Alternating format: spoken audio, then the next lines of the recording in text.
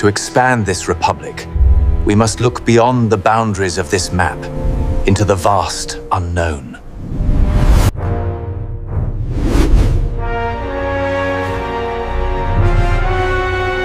In 1803, President Thomas Jefferson bought an empire, a vast unknown wilderness stretching to the Pacific.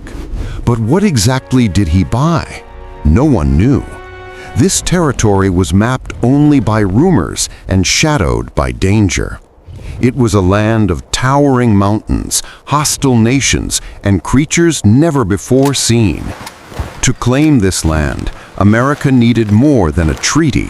It needed a journey. This is the story of Lewis and Clark's Corps of Discovery. The shining mountains seems plausible, William. The altitude readings are stable. We press on tomorrow. The expedition that charted America's destiny.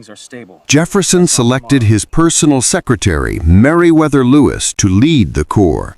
Lewis, in turn, recruited his friend, the skilled frontiersman William Clark. Their mission was threefold. First, find a northwest passage, a navigable water route connecting the Missouri River to the Pacific Ocean. Second, map the land, its rivers and resources. And third, establish peaceful relations with the dozens of Native American nations who already called this land home. In May 1804, the Corps of Discovery, a team of roughly 40 elite soldiers, boatmen, and interpreters, launched their large keelboat and 2 pirogues up the muddy waters of the Missouri River. This was a journey into the great unknown. Every mile was a challenge. They battled exhaustion, swarms of mosquitoes, and the relentless current. The goal was not simply survival, it was scientific and geopolitical triumph. Their first winter was spent near the Mandan villages in present-day North Dakota. It was here they acquired 2 essential figures, a French trapper named Toussaint Charbonneau and his pregnant Shoshone wife, Sacagawea. Sacagawea became the Corps' greatest asset. Her knowledge of native languages and her familiarity with the terrain were priceless. More than that, the mere presence of a woman and baby signaled to potentially hostile tribes that the expedition came in peace.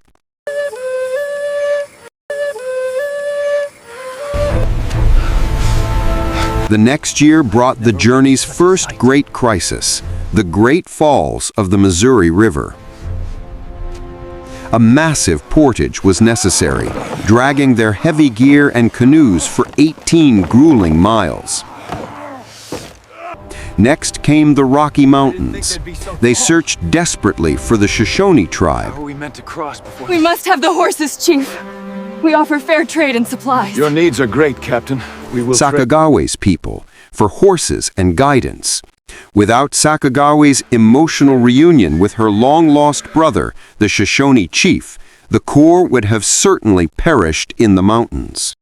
The crossing of the Rockies was a nightmare of snow, starvation, and desperation. But eventually they found the Clearwater and Snake Rivers.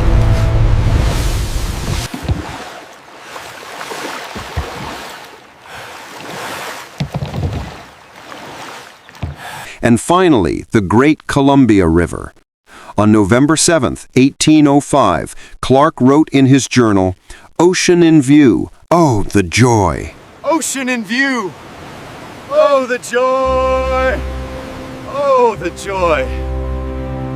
They had reached the Pacific Ocean. They built Fort Clatso and prepared for the long, arduous trip back. The return journey was even faster, taking a separate, dangerous route that allowed Clark to refine his maps. After 2 years, 4 months, and 10 days, the Corps returned to St. Louis in September 1806, welcomed as national heroes. They had traveled over 8,000 miles. Only one man had been lost, not to war, but to apoplectic rupture. The resulting map was a masterpiece of early American cartography. The Lewis and Clark expedition was a failure in one key area. They found no easy northwest passage, but in every other way, it was a profound success. They cataloged hundreds of new species, produced a masterpiece of early American cartography, and most importantly, their journey solidified America's claim to the entire Pacific Northwest. The explorers had connected Thomas Jefferson's vast purchase to the sea, transforming the young republic into a true continental power. Next time on the Unpacked History, we explore the corrupt bargain of 1824, the stolen election that shook American politics to its core.